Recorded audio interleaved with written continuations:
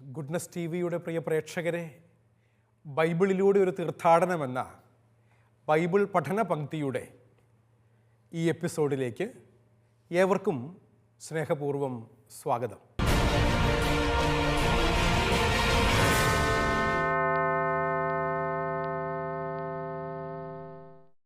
കഴിഞ്ഞ ഏതാനും ചില എപ്പിസോഡുകളായി യോഹന്നാൻ്റെ സുവിശേഷത്തിൻ്റെ 15-ാം അധ്യായമാണ് നമ്മൾ പഠിച്ചുകൊണ്ടിരിക്കുന്നത്. ഏവർക്കും സുപരിചിതമായ ഒരു അധ്യായമാണിത്. കാരണം മുന്തിരിച്ചെടിയെക്കുറിച്ചും അതിൻ്റെ ശാഖകളെക്കുറിച്ചും നമ്മുടെ കർത്താവ് പറഞ്ഞ മനോഹരമായ ഒരു ഉപമയാണ് യോഹന്നാൻ്റെ സുവിശേഷത്തിൻ്റെ 15-ാം അധ്യായത്തിൻ്റെ ആദ്യ വാക്യങ്ങളിൽ നമ്മൾ കാണുന്നത്. ആ വചനഭാഗമായ ഉപമയുടെ വ്യാഖ്യാനമാണ് 7 മുതലുള്ള വാക്യങ്ങളിൽ നമ്മൾ പഠിച്ചുകൊണ്ടിരിക്കുന്നത്. അതിൻ്റെ തുടർച്ചയാണ് ഈ ക്ലാസ്സിൽ നമ്മൾ മനസ്സിലാക്കാൻ പോകുന്നത്.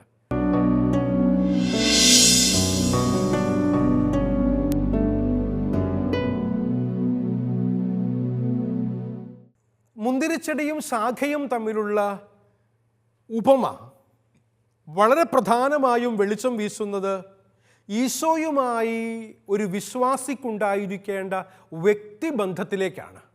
നമുക്ക് സ്ക്രീനിൽ കാണാൻ സാധിക്കുന്നത് പോലെ ഈ വചനഭാഗത്തിന് കൊടുത്തിരിക്കുന്ന തലവാചകം ഈശോയുമായുള്ള വ്യക്തിബന്ധമെന്നാണ്. ക്രിസ്തുവുമായി ഞാനും നിങ്ങളും വ്യക്തിപരമായി ബന്ധപ്പെട്ടിരിക്കുമ്പോൾ അതുവഴിയായി ഞാനും നിങ്ങളും അല്പം കൂടെ മെച്ചപ്പെട്ട മനുഷ്യരായി മാറുന്നു എന്ന് ഈ വചനഭാഗം നമ്മെ ഓർമ്മപ്പെടുത്തുന്നുണ്ട്. അതുകൊണ്ട് തന്നെയും യോഹന്നാൻ്റെ സുവിശേഷം 15-ാം അധ്യായത്തിൻ്റെ 15-ാമത്തെ വചനം നിങ്ങൾക്ക് സ്ക്രീനിൽ കാണാൻ സാധിക്കും. ഞാൻ മുന്തിരിച്ചെടിയും നിങ്ങൾ ശാഖകളുമാണ്.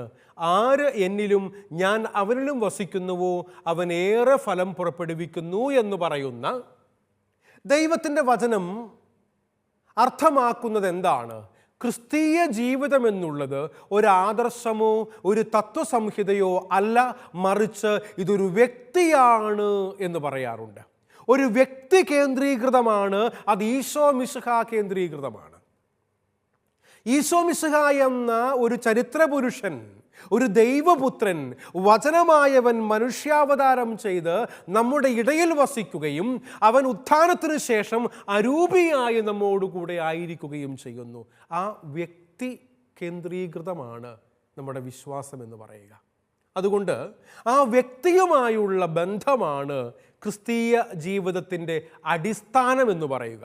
അതുകൊണ്ടാണ് ഞാൻ പറഞ്ഞത് ഇതൊരു ആദർശത്തിൻ്റെ പുറകെയുള്ള പോക്കല്ല, ഇത് ഏതെങ്കിലും തത്വസംഹിതയുടെ പുറകെയുള്ള ഒരു പോക്കല്ല, മറിച്ച് ഇതൊരു വ്യക്തിയുടെ പുറകെയുള്ള പോക്കാണ്. ആദർശങ്ങൾ എപ്പോൾ വേണമെങ്കിലും മാറാം കേട്ടോ. ഞാൻ ചിലപ്പോഴെങ്കിലുമൊക്കെ ചിന്തിച്ചിട്ടുണ്ടേ, അല്പം തമാശയോടുകൂടെ തന്നെ ഓർക്കുന്നൊരു കാര്യമാണ്. ചില രാഷ്ട്രീയ നേതാക്കന്മാരൊക്കെ ജനപ്രതിനിധികളായി മത്സരിച്ച് ജയിച്ച് പാർലമെൻറ്റിലോ നിയമസഭയിലോ ഒക്കെ ചെല്ലുന്നു. അതിനുശേഷം ചിലരെങ്കിലുമൊക്കെ അവരത്രയും നാളും കൊണ്ടു നടന്ന പ്രത്യയശാസ്ത്രമൊക്കെ മാറ്റിവെച്ച് ഉന്നതമായ മറ്റെന്തെങ്കിലും പദവി ലഭിക്കുമെന്ന് കണ്ടു കഴിയുമ്പോൾ താൻ വിശ്വസിച്ചു പോകുന്ന പ്രസ്ഥാനത്തെ, തത്വസംഹിതയെ, രാഷ്ട്രീയ പാർട്ടിയെ, പ്രത്യയശാസ്ത്രത്തെ ഒറ്റിക്കൊടുത്തിട്ട് കാലുമാറുന്നു, കൂറുമാറ്റം. എന്നിട്ട് മറ്റൊരു പാർട്ടിയിൽ ചെന്ന് ചേരുന്നു, അല്ലെങ്കിൽ പുതിയ പാർട്ടികൾ ഉണ്ടാക്കുന്നു. ഇത് അടിക്കടി നമ്മൾ കാണുന്ന കാര്യമാണ്. ചിലപ്പോഴെങ്കിലുമൊക്കെ ബലമായി കുതിരക്കച്ചവടം എന്നൊക്കെ വിളിക്കപ്പെടുന്ന രീതിയിൽ കാശ് കൊടുത്ത് ജനപ്രതിനിധികളെ വാങ്ങിക്കുന്ന ഒരു സാഹചര്യമൊക്കെ കഴിഞ്ഞ കുറേ നാളുകളായി നമ്മുടെ രാജ്യം നേരിട്ടുകൊണ്ടിരിക്കുന്ന, ഒട്ടും തത്വദീക്ഷയില്ലാത്ത, ഒട്ടും ആദർശപരമല്ലാത്ത, ആശയപരമല്ല ആമാശയപരമാണ് എന്ന് തോന്നുന്ന തരത്തിൽ ജീവിക്കുന്ന മനുഷ്യരെ, ജനപ്രതിനിധികളെ നമ്മൾ കണ്ടിട്ടുണ്ട് ഇല്ലേ? അവരെങ്ങനെയാണ് വിശ്വസിക്കാൻ കൊള്ളുന്നേ? നിങ്ങൾ ചിന്തിച്ചിട്ടുണ്ടോ? പ്രശ്നങ്ങൾ അനവധിയുണ്ടാകാം, പ്രതിസന്ധികളുണ്ടാകാം.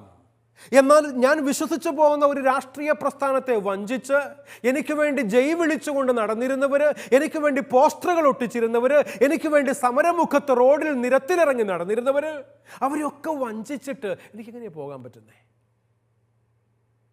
ചിന്തിച്ചിട്ടുണ്ടോ നിങ്ങൾ? അതുകൊണ്ട് തന്നെയും ഇതൊരു കേവലം ഒരു ആദർശത്തിൻ്റെ പുറത്തോ ഒരു തത്വസംഹിതയുടെ പുറത്തോ അല്ല ഞാനൊരു ക്രൈസ്തവനായി കത്തോലിക്കനായി ജീവിക്കുന്നത്. മറിച്ച് യേശു എന്നുള്ള ഈശോ മിശിഹായാകുന്ന വ്യക്തിയുമായുള്ള എൻ്റെ ബന്ധമാണ്. കത്തോലിക്ക വിശ്വാസം എന്നത് ഒരു ബന്ധമാണ്. It's A relationship. പ്രിയപ്പെട്ടവരെ, ബന്ധത്തിൽ ഉലച്ചിലുകൾ ഉണ്ടാകുമ്പോൾ വിഷമം തോന്നും, പ്രയാസം തോന്നും. പക്ഷേ രമ്യതപ്പെട്ട് വീണ്ടും ആ ബന്ധത്തിൽ ലയിക്കാൻ സാധിക്കുക, യേശുവുമായുള്ള ബന്ധത്തിൽ മുൻപോട്ട് പോകാൻ വേണ്ടി സാധിക്കുമ്പോൾ മാത്രമാണ് ഞാനും നിങ്ങളും ക്രൈസ്തവ കത്തോലിക്ക വിശ്വാസിയായിരിക്കുന്നത് എന്ന് മനസ്സിലാക്കുക. ആ വ്യക്തിയുമായുള്ള ബന്ധമാണ് ക്രിസ്തീയ ജീവിതത്തിൻ്റെ അടിസ്ഥാനമെന്ന് പറയുക. ഇതാണ് മുന്തിരിച്ചെടിയുടെ ഉപമ ആദ്യമായി വ്യക്തമാക്കുന്നത്. ദൈവത്തിൻ്റെ സാക്ഷാൽ മുന്തിരിച്ചെടി എന്നത് ഈശോ മിശിഹായാണ്. ഈശോ മിശിഹായാകുന്ന മുന്തിരിച്ചെടിയോട് ചേർന്ന് നിൽക്കുന്ന ശാഖകളായി ഞാനും എന്നെ കേൾക്കുന്ന നിങ്ങളും മാറുമ്പോഴാണ് പ്രിയപ്പെട്ടവരെ ഈ ഉപമ നമ്മുടെ ജീവിതങ്ങളിൽ അർത്ഥവത്തായിത്തീരുന്നത്. ഇത് കേവലം പറയാൻ മാത്രമുള്ളൊരു കാര്യമല്ല കേട്ടോ, ഇത് ജീവിക്കാനുള്ളതാണ്. ഉടുപ്പ് മാറുന്നത് പോലെ മാറ്റാൻ പറ്റുന്ന ഒന്നല്ല എൻ്റെ ബന്ധമെന്ന് പറയുക. ഞാൻ എൻ്റെ കർത്താവുമായുള്ള ഒരു ഉടമ്പടി ബന്ധത്തിലാണ്. A covenant relationship which began at the initial sacrament of the holy baptism. പരിശുദ്ധ ജ്ഞാനസ്നാനത്തിലൂടെ, മാമോദീസായിലൂടെ ക്രിസ്തുവുമായുള്ള ഒരു ഉടമ്പടി ബന്ധം ഞാൻ സ്ഥാപിച്ചിട്ടുണ്ട്. പഴയ നിയമ ദൈവജനമാകുന്ന മുന്തിരിച്ചെടികൾ ദൈവം പ്രതീക്ഷിച്ച വിധം ഫലങ്ങൾ പുറപ്പെടുവിക്കാതെ കാട്ടുമുന്തിരിപ്പഴം പുറപ്പെടുവിച്ചതിനെക്കുറിച്ച് യേശയ്യാ പ്രവാചകന്റെ ഗ്രന്ഥത്തിൽ നമ്മൾ വായിക്കുന്നുണ്ട്. യേശയ്യായുടെ പ്രവചന ഗ്രന്ഥം 5-ാം അധ്യായത്തിൻ്റെ 2-ാം തിരുവചനത്തിൽ കാട്ടുമുന്തിരിപ്പഴങ്ങളെക്കുറിച്ചുള്ള പരാമർശങ്ങൾ നമ്മൾ കാണുന്നുണ്ട്. നല്ല മുന്തിരിയാണെന്ന് കരുതി പഴങ്ങൾക്ക് വേണ്ടി ചെല്ലുമ്പോൾ അത് കാട്ടുമുന്തിരിപ്പഴങ്ങൾ, ചവർപ്പുള്ള മധുരമില്ലാത്ത മുന്തിരിപ്പഴങ്ങൾ പുറപ്പെടുവിക്കുന്നതായി കാണുന്നു. അതുകൊണ്ട് എന്താ സംഭവിച്ചതെന്നറിയാവോ? അവ തിരസ്കൃതമായി എന്നാണ് യെശയ്യായുടെ പ്രവചന ഗ്രന്ഥം നമ്മളെ ഓർമ്മപ്പെടുത്തുന്നത്. സഹോദരങ്ങളെ, ഞാനും നിങ്ങളും ദൈവ തിരുസന്നിധിയിൽ നിന്നും തിരസ്കൃതരാകുന്ന എപ്പോഴാണെന്നറിയാവോ? നമ്മൾ കാട്ടുമുന്തിരിപ്പഴങ്ങൾ പുറപ്പെടുവിക്കുന്നവരാകുമ്പോഴാണ്. നമ്മളെയൊക്കെ അല്പം കൂടെ മെച്ചപ്പെട്ട മനുഷ്യരാക്കാൻ വേണ്ടിയിട്ടാണ് ദൈവം ഈ ലോകത്തിൽ അവതരിച്ച് നമ്മളുമായൊരു ബന്ധം സ്ഥാപിച്ചത്. കാടന്മാരായി ജീവിക്കാൻ വേണ്ടിയിട്ടല്ല, നാടന്മാരായി ജീവിക്കാൻ വേണ്ടിയിട്ടാണ്. ഇതാണ് പ്രധാനപ്പെട്ട ഒരു കാര്യം. കാട്ടുമുന്തിരിപ്പഴം പുറപ്പെടുവിക്കുന്നവരാകുക എന്നുള്ളതല്ല, മറിച്ച് നാട്ടുമുന്തിരിപ്പഴം പുറപ്പെടുവിക്കുന്നവരാകുക. മധുരമുള്ള, മറ്റുള്ളവർക്ക് കഴിക്കാൻ സ്വാദുള്ളതായി തീരുക എന്നുള്ളതാണ് ഏറ്റവും പ്രധാനപ്പെട്ട കാര്യം. ആ സ്ഥാനത്ത് ദൈവം പ്രതീക്ഷിക്കുന്ന വിധം ഫലം പുറപ്പെടുവിക്കുന്ന യഥാർത്ഥ മുന്തിരിച്ചെടിയാകുന്ന ഈശോ മിശിഹായോട് ചേർന്ന് നിൽക്കാൻ നമുക്ക് സാധിക്കണം. ഈശോയോട് ചേർന്ന് നിൽക്കുന്ന ശാഖകളായി തീരുവാൻ പുതിയ നിയമ ദൈവജനമാകുന്ന സഭാംഗങ്ങൾ ഓരോരുത്തരും വിളിക്കപ്പെട്ടിരിക്കുന്നു എന്ന് മനസ്സിലാക്കുക. നമ്മൾ റിഫൈൻ ചെയ്യപ്പെടേണ്ടിയിരിക്കുന്നു, ശുദ്ധീകരിക്കപ്പെടേണ്ടിയിരിക്കുന്നു. ദൈവമക്കളായി ഞാനും നിങ്ങളും ഓരോ നിമിഷവും മാറ്റപ്പെടേണ്ടിയിരിക്കുന്നു. It's A process. നമ്മൾ ആരും ഒരു ഫിനിഷ്ഡ് പ്രോഡക്റ്റ് അല്ല കേട്ടോ. പഠിച്ചുകൊണ്ടേയിരിക്കണം, അറിവ് നേടിക്കൊണ്ടേയിരിക്കണം, മെച്ചപ്പെടുത്താനുള്ള പോസിബിലിറ്റീസ് എല്ലാം ഉപയോഗിച്ചുകൊണ്ടേയിരിക്കണം. There is room still for improvement എന്ന് പറയാറുണ്ട്. അതെ, നമ്മുടെ ഒക്കെ ജീവിതങ്ങളിൽ ഇനിയും അല്പം കൂടെ മെച്ചപ്പെടാനുള്ള സാധ്യതകളുണ്ട് എന്ന് മനസ്സിലാക്കുക. അതിനു വേണ്ടിയിട്ട് തുറവയുള്ളവരായിരിക്കുക എന്നുള്ളത് വളരെ പ്രധാനപ്പെട്ട കാര്യമാണ്. എങ്കിൽ മാത്രമേ നല്ല ഫലങ്ങൾ പുറപ്പെടുവിക്കുന്നവരായി തീരാൻ നമ്മളെ കൊണ്ട് പറ്റുള്ളൂ. ഫലം പുറപ്പെടുവിക്കുക എന്നതുകൊണ്ട് കുറേ സൽപ്രവൃത്തികൾ ചെയ്യുക എന്നല്ല അർത്ഥമാക്കുന്നത്. മറിച്ച് ഫലം ജീവൻ്റെ പ്രകാശനമാണ്. ഞാനും നിങ്ങളും ജീവനോടുകൂടി ഇരിക്കുന്നുണ്ടെങ്കിൽ ഫലം പുറപ്പെടുവിക്കുന്നവരാകും നമ്മൾ. എന്നിട്ട് ഒരു ചെടി പൂവണിഞ്ഞ് കായ്ക്കുമ്പോൾ അത് ചെടിയുടെ ജീവൻ്റെ പ്രകാശനമാണ് എന്ന് നമുക്ക് പറയാൻ വേണ്ടി പറ്റും, ഇല്ലേ? ബയോളജിക്കലി നമുക്ക് ഇപ്രകാരമുള്ള കാര്യങ്ങളെക്കുറിച്ചൊക്കെ മനസ്സിലാക്കാൻ വേണ്ടി സാധിക്കും.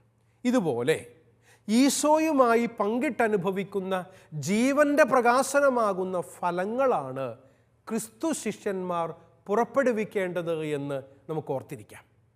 കർത്താവുമായി ചേരുമ്പോൾ അവനിലുള്ള ഗുണഫലങ്ങൾ അനുഭവിക്കുകയും അത് പുറപ്പെടുവിക്കുകയും ചെയ്യുന്നവരാകണം ഓരോ ശിഷ്യനും. ദൈവസ്നേഹം അനുഭവിച്ചറിഞ്ഞവർക്ക് മാത്രമേ പരസ്നേഹമുള്ളവരായി ജീവിക്കാൻ പറ്റുള്ളൂ എന്ന് കേട്ടിട്ടില്ലേ നിങ്ങൾ?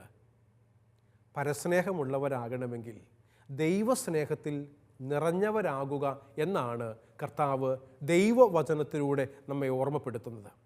സഹോദരങ്ങളെ, ദൈവീക ജീവൻ ദൈവത്തിൻ്റെ അരൂപിയാണ്. യോഹന്നാന്റെ സുവിശേഷം 6-ാം അധ്യായത്തിൻ്റെ 63-ാം തിരുവചനത്തിൽ നമ്മൾ വായിച്ചു കേട്ട വചനമാണ്, അരൂപിയാണ് ജീവൻ നൽകുന്നത്. നിങ്ങളോട് പറഞ്ഞ വാക്കുകൾ അരൂപിയും ജീവനുമാണ്. നാസാരന്ധ്രങ്ങളിലേക്ക് ദൈവം ശ്വാസമൂതിയിട്ട് നമ്മളിൽ പ്രവേശിപ്പിച്ച ജീവാത്മാവിനെ ഉജ്ജ്വലിപ്പിക്കാൻ നമ്മൾ പരിശ്രമിക്കേണ്ടിയിരിക്കുന്നു. അരൂപിയുടെ ഫലങ്ങൾ ഏവയാണെന്ന് പരിശുദ്ധ പൗലോസ്ലീഹ ഗലാത്യയിലെ സഭയ്ക്ക് എഴുതിയ ലേഖനം 5-ാം അധ്യായത്തിൻ്റെ 22 മുതൽ 23 വരെയുള്ള വാക്യങ്ങളിൽ അക്കമിട്ട് നിരത്തിയിട്ടുണ്ട്. അരൂപിയുടെ ഫലങ്ങൾ സന്തോഷം, സ്നേഹം, സമാധാനം എന്നിങ്ങനെ ഒരു ലിസ്റ്റ് തന്നെയും അവിടെ കൊടുത്തിരിക്കുന്നതായി നമുക്ക് കാണാൻ സാധിക്കും. ഇവ സ്വീകരിച്ചുകൊണ്ട് ജീവിക്കാൻ വേണ്ടി പറ്റുക. പിതാവിൻ്റെ സ്നേഹം ഈശോ ശിഷ്യന്മാരുമായി പങ്കുവയ്ക്കുന്നത് പോലെ അവരും ഈശോയുടെ സ്നേഹം പരസ്പരം പങ്കുവയ്ക്കുന്നവരാകണമെന്ന് ദൈവം ആഗ്രഹിക്കുക. ഈ പരസ്പര സ്നേഹത്തിൻ്റെ ജീവിതമാണ് ഇവിടെ നല്ല ഫലങ്ങൾ പുറപ്പെടുവിക്കുക എന്നതിലൂടെ ഉദ്ദേശിക്കുന്നത് എന്ന് വചനവ്യാഖ്യാനം ഓർമ്മപ്പെടുത്തട്ടെ. സഹോദരങ്ങളെ, സ്നേഹത്തിന് സാക്ഷ്യം വഹിക്കുന്ന ഒരു ജീവിതം നയിച്ചുകൊണ്ട് സ്നേഹത്തിൻ്റെ ഫലങ്ങൾ പുറപ്പെടുവിക്കുന്നവരാകണം നാം ഓരോരുത്തരും. കാരണം ഈശോ സ്നേഹിച്ചതുപോലെ പരസ്പരം സ്നേഹിക്കുന്ന ഒരു ജീവിതം നയിക്കുന്ന ഒരു സമൂഹമാകണം സഭ എന്ന് പറയുന്നത്. കത്തോലിക്ക തിരുസഭ എന്ന് പറഞ്ഞാൽ, ക്രൈസ്തവ സഭ എന്ന് പറഞ്ഞാൽ അത് ഈശോയുമായുള്ള പരസ്പര സ്നേഹത്തിൽ, പരസ്പര സഹവാസത്തിൽ ഒരു സമൂഹമായി ജീവിക്കുന്ന അവസ്ഥയാണ്. ഈശോയുമായുള്ള വ്യക്തിബന്ധം അവശ്യം സഭാത്മകമാണെന്നും ഇത് വ്യക്തമാക്കുന്നുണ്ട്. ഞാനത് പറയാൻ കാരണം എന്താണെന്നറിയാവോ? ചിലരെങ്കിലുമൊക്കെ പറയാറുണ്ട്, അച്ഛാ എനിക്ക് ഈശോയെ വലിയ ഇഷ്ടമാണ്, ഞാനൊരു ഈശ്വര വിശ്വാസിയാണ്, യേശുവിൽ എനിക്ക് വിശ്വാസമുണ്ട്. അപ്പോൾ അടുത്ത ചോദ്യം ഞാൻ ചോദിക്കാറുള്ളത്, പള്ളിയിൽ പോകാറുണ്ടോ? കുർബാനയിൽ പങ്കെടുക്കാറുണ്ടോ? ഞായറാഴ്ചയെങ്കിലും. ഇല്ല അച്ഛാ, പള്ളിയിൽ പോകാറില്ല, കുർബാനയിൽ പങ്കെടുക്കാറില്ല, സഭ വേണ്ട, ക്രിസ്തു മതി. പറ്റുമോ? പറ്റത്തില്ല. ക്രിസ്തുവില്ലാത്ത ഒരു സഭയില്ല, സഭയില്ലാതെ ഒരു ക്രിസ്തുവുമില്ല. കാരണം സഭയുടെ ശിരസ്സാണ് ക്രിസ്തു എന്ന് പറയുന്നത്. Ecclesiology is in its Christology എന്ന് പറയാറുണ്ട്. ക്രിസ്തു കേന്ദ്രീകൃതമായ സഭയോട് ചേർന്ന് നിൽക്കുമ്പോഴാണ് സഹോദര സഹോദരി, ദൈവ പൈതലേ, നിനക്ക് ജീവൻ ഉണ്ടാകുന്നത്, നന്മയുടെ ഫലങ്ങൾ നിന്നിലൂടെ പുറപ്പെടുവിക്കുവാൻ നിനക്ക് സാധിക്കുന്നത് എന്ന് മനസ്സിലാക്കുക. കാരണം ഇതൊരു വ്യക്തിബന്ധമാണ്. ആ വ്യക്തിബന്ധമുള്ളവരുടെ സമൂഹമാണ് സഭ എന്ന് പറയുക. അതുകൊണ്ട് തന്നെയും ഈ ബന്ധം വ്യക്തിപരമാണ്, എന്നാൽ വ്യക്തിഗതമല്ല. സ്ക്രീനിലേക്ക് നിങ്ങൾക്ക് നോക്കിയാൽ നിങ്ങൾക്ക് ഞാൻ അവിടെ 2 ഇംഗ്ലീഷ് വാക്കുകൾ മലയാളത്തോടൊപ്പം എഴുതിയിട്ടിരിക്കുന്നത് കാണാൻ വേണ്ടി പറ്റും. ഒന്ന്, വ്യക്തിപരം എന്ന് പറഞ്ഞാൽ പേഴ്സണൽ എന്നാണ് അർത്ഥം. ഇംഗ്ലീഷിൽ പേഴ്സണൽ. നമ്മുടെ ക്രിസ്തുവുമായുള്ള ബന്ധം, സഭയിലുള്ള ബന്ധം ക്രിസ്തുവിനോടുള്ള വ്യക്തിപരമായ ബന്ധമാണ്. അത് വ്യക്തിഗതമല്ല. വ്യക്തിഗതം എന്ന് പറഞ്ഞാൽ ഇൻഡിവിജ്വലിസ്റ്റിക് അല്ല. ക്രിസ്തുവുമായി ഞാൻ ബന്ധപ്പെടുന്നതിലൂടെ ഞാൻ ഒറ്റയ്ക്ക് ജീവിക്കേണ്ടവനല്ല, ഇൻഡിവിജ്വലിസ്റ്റിക് ആകേണ്ടവനല്ല, മറിച്ച് ഒരു സമൂഹത്തിൻ്റെ ഭാഗമാകേണ്ടവനാണ് എന്ന് നമ്മളെ ഓർമ്മപ്പെടുത്തുകയാണ് ക്രിസ്തുവിനോടുള്ള നമ്മുടെ ബന്ധം. മുന്തിരിച്ചെടിയും ശാഖയും തമ്മിലുള്ള ബന്ധത്തെക്കുറിച്ച് പറയുന്നതിലൂടെ കർത്താവ് നമ്മെ ഓർമ്മപ്പെടുത്തുന്നത് ഇപ്രകാരം ഒരു ബന്ധത്തിലേക്കുള്ള നമ്മുടെ വളർച്ചയെ കാണിക്കാൻ വേണ്ടിയിട്ടാണ്. അതുകൊണ്ട് തന്നെയും it's a personal relationship, not an individualistic relationship. എന്നാൽ ഇവിടെ എന്താണെന്ന് മനസ്സിലാക്കാൻ പറ്റുമോ? ഇൻഡിവിജ്വലിസ്റ്റിക് അല്ല എന്ന് ഞാൻ പറയുന്നതിന് കാരണം ഇതാണ്, ഇത് സമൂഹപരമാണ്. സമൂഹപരം എന്നതിൻ്റെ ഇംഗ്ലീഷ് വാക്കാണ് കമ്മ്യൂണിറ്റേറിയൻ. ഇൻഡിവിജ്വലിസ്റ്റിക് അല്ല, കമ്മ്യൂണിറ്റേറിയനാണ്. ഞാനെന്ന ഒരു വ്യക്തി മാത്രമല്ല, ഇതൊരു സമൂഹത്തിൻ്റെ ഭാഗമായി ഞാൻ ജീവിക്കുമ്പോഴാണ് ക്രിസ്തു കേന്ദ്രീകൃതമായ ആത്മീയത സ്വന്തമാക്കാൻ വേണ്ടി പറ്റുള്ളൂ. അപ്പോഴാണ് എന്തുണ്ടാകുന്നത്? സഭാത്മകമായി തീരുന്നത്. എക്ലേസിയൽ എന്ന മറ്റൊരു വാക്ക് ഇവിടെ ഞാൻ ഉപയോഗിച്ചിട്ടുണ്ട്, എക്ലേസിയോളജി. എക്ലേസിയ എന്ന വാക്കിൻ്റെ അർത്ഥം സഭ എന്നാണ്. എക്ലേസിയോളജി എന്നാൽ സഭയെക്കുറിച്ചുള്ള ശാസ്ത്രീയമായ പഠനത്തെക്കുറിച്ച് ഉള്ള ശാഖയാണ്, ശാസ്ത്രശാഖയാണ് എക്ലേസിയോളജി എന്ന് പറയുക. ഇവിടെ നമ്മൾ മനസ്സിലാക്കേണ്ട കാര്യം ഇതാണ്, യേശുവുമായുള്ള എൻ്റെ ബന്ധം കേവലം വ്യക്തിഗതമല്ല, ഇൻഡിവിജ്വലിസ്റ്റിക് അല്ല, മറിച്ച് വ്യക്തിപരമാണ്, പേഴ്സണലാണ്. കാരണം ഞാൻ സമൂഹപരമായി അഥവാ കമ്മ്യൂണിറ്റേറിയൻ ആറ്റിറ്റ്യൂഡോടുകൂടെയാണ് ക്രിസ്തുവുമായി ബന്ധപ്പെട്ടിരിക്കുന്നത്. കാരണം ഞാൻ സഭാത്മകമായി ജീവിക്കുന്നവനാണ്. എക്ലേസിയയുടെ ഭാഗമാണ് ഞാൻ. സഭയുടെ ഭാഗമാകുന്നവനെ ക്രിസ്തുവിൻ്റെ ഭാഗമാകാൻ പറ്റുള്ളൂ, ക്രിസ്തുവിൻ്റെ ശിഷ്യനാകാൻ വേണ്ടി പറ്റുള്ളൂ. അതിനു വേണ്ടിയിട്ടുള്ള പ്രയത്നമാണ് സഹോദരങ്ങളെ ഞാനും നിങ്ങളും നയിക്കേണ്ടത് എന്ന് ഈ വചനഭാഗം മുന്തിരിച്ചെടിയുടെയും ശാഖയുടെയും ഉപമ പറഞ്ഞുകൊണ്ട് കർത്താവ് തന്നെയും യോഹന്നാൻ്റെ സുവിശേഷം 15-ാം അധ്യായത്തിലൂടെ നമ്മളെ ക്ഷണിക്കുന്നത് ഇപ്രകാരം ഒരു ബന്ധത്തിലേക്കാണ് എന്ന് തിരുസഭാ മാതാവ് നമ്മെ ഓർമ്മപ്പെടുത്തുകയാണ്. ഇവിടെ നമ്മൾ മനസ്സിലാക്കേണ്ട ഒരു കാര്യം എന്താണെന്നറിയാവോ? സഭയെ കണക്കിലെടുക്കാതെ ഈശോയുമായി ഒരു വ്യക്തിബന്ധം സ്ഥാപിക്കാൻ ശ്രമിക്കുന്നത് ശരിയായ കാര്യമല്ല, നടക്കുന്ന കാര്യമല്ല. ചിലരെങ്കിലുമൊക്കെ പള്ളിയിൽ പോകാതിരിക്കാൻ പറയുന്ന ഒഴികഴിവാണ്, അച്ഛാ ഞാൻ വീട്ടിലിരുന്ന് തന്നെ പ്രാർത്ഥിക്കുന്നുണ്ട്. പള്ളി പോകുന്നില്ല എന്നതിന് കണ്ടുപിടിക്കുന്ന ജസ്റ്റിഫിക്കേഷനാണ്, പക്ഷെ ശരിയായ കാര്യമല്ല കേട്ടോ. കാരണമാണ് സഭയെ കണക്കിലെടുക്കാതെ ഈശോയുമായി വ്യക്തിബന്ധം സ്ഥാപിക്കുക എന്നുള്ളത് പറ്റുന്ന കാര്യമല്ല എന്നതാണ്. കാരണം ഈശോ ഒന്നേ ഉള്ളൂ. അതുകൊണ്ട് ഈശോയോടുള്ള പ്രതിബദ്ധത അവശ്യം ഈശോയിൽ ഒന്നായിരിക്കുന്ന സമൂഹത്തോട് അഥവാ സഭയോടുള്ള പ്രതിബദ്ധതയായി നമുക്ക് മനസ്സിലാക്കേണ്ടി വരും. സഭയോട് പ്രതിബദ്ധതയുള്ളവർക്ക് ക്രിസ്തുവിലുള്ള വിശ്വാസം ജീവിക്കുന്നവരാകാൻ സാധിക്കുകയുള്ളൂ. അതുകൊണ്ട് കേവലം ക്രിസ്തുവിൽ എനിക്ക് വിശ്വാസമുണ്ട് എന്ന് പറയുകയും പള്ളിയിൽ പോകാതിരിക്കുകയും സഭയോട് ചേർന്ന് നിൽക്കാതിരിക്കുകയും ചെയ്യുന്നുവെങ്കിൽ അങ്ങനെയുള്ളവരെയാണ് ഈശോ വെള്ളയടിച്ച കുഴിമാടങ്ങളെ എന്ന് വിളിച്ചത്. അതല്ലാതെ ഈ നാളുകളിൽ ചിലരെങ്കിലുമൊക്കെ പറയുന്നുണ്ട്, വെള്ള ഉടുപ്പിട്ടുകൊണ്ട് നടക്കുന്നത് കൊണ്ട് അച്ഛന്മാരെയാണ് വെള്ളയടിച്ച കുഴിമാടങ്ങളെ എന്ന് വിളിക്കുന്നത്. അങ്ങനെ ആയിക്കോട്ടെ കേട്ടോ. ആരെങ്കിലുമൊക്കെ സഭാകേന്ദ്രീകൃതമല്ലാതെ ക്രിസ്തുവിലേക്ക് വളരാതെ ജീവിക്കുന്ന വൈദികരുണ്ടെങ്കിൽ, സമർപ്പിതരുണ്ടെങ്കിൽ അവർ ഉൾപ്പെടുന്ന സഭയോട് ചേർന്ന് നിൽക്കാത്ത സമൂഹത്തെയാണ് വെള്ളയടിച്ച കുഴിമാടങ്ങൾ എന്നതുകൊണ്ട് അർത്ഥമാക്കുന്നത്. കാരണം യേശുവുമായുള്ള ബന്ധം സഭയുമായുള്ള ബന്ധത്തിൽ നമ്മളെ വളർത്തുന്നതാണ്.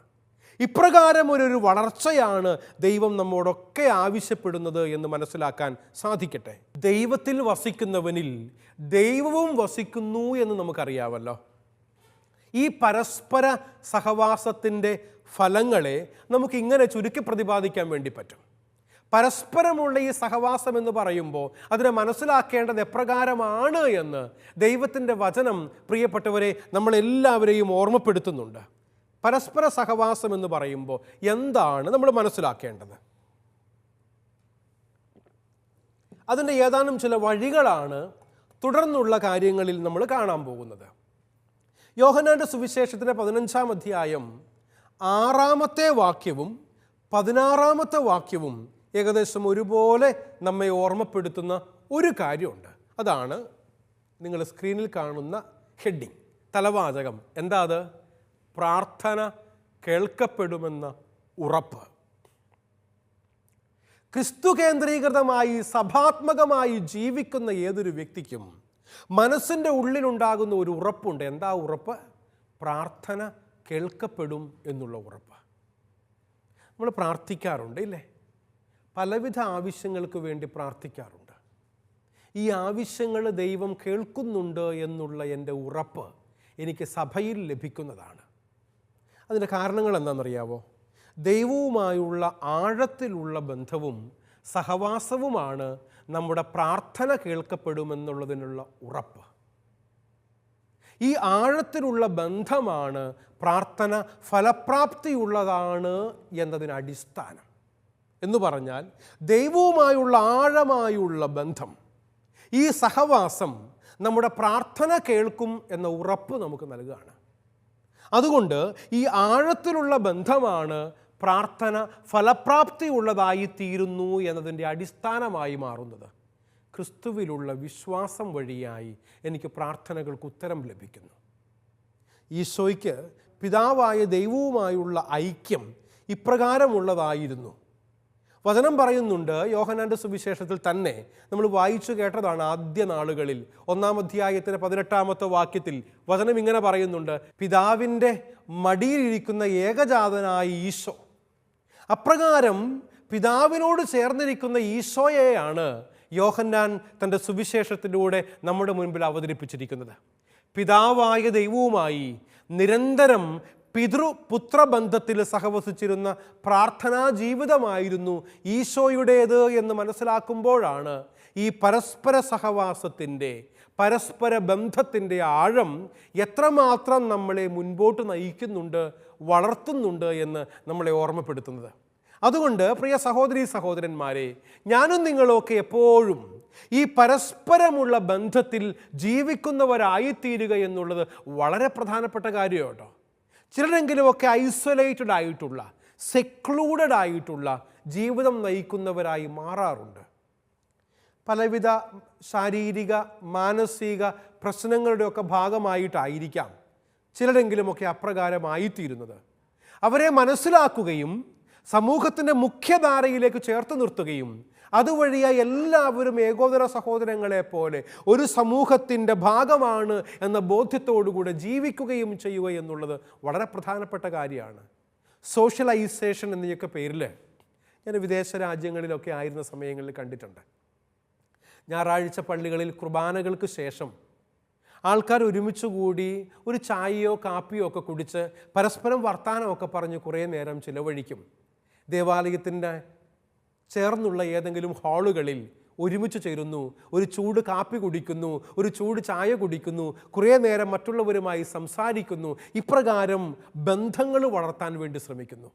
പ്രിയപ്പെട്ടവരെ, ബന്ധം വളരണം. ബന്ധം തകർന്നാൽ നമ്മൾ ഒറ്റപ്പെട്ടു പോകും. ക്രിസ്തുവുമായുള്ള ബന്ധം വളരുമ്പോൾ സഭയോട് ചേർന്ന് നിൽക്കാൻ നമ്മളെ കൊണ്ട് സാധിക്കും. അപ്രകാരം സഭയുടെ ഭാഗമായി ജീവിക്കാനും ക്രിസ്തു കേന്ദ്രീകൃതമായി ജീവിക്കാനും സാധിക്കട്ടെ എന്ന പ്രാർത്ഥനയോടെ അവസാനിപ്പിക്കുന്നു. നന്ദി, നമസ്കാരം.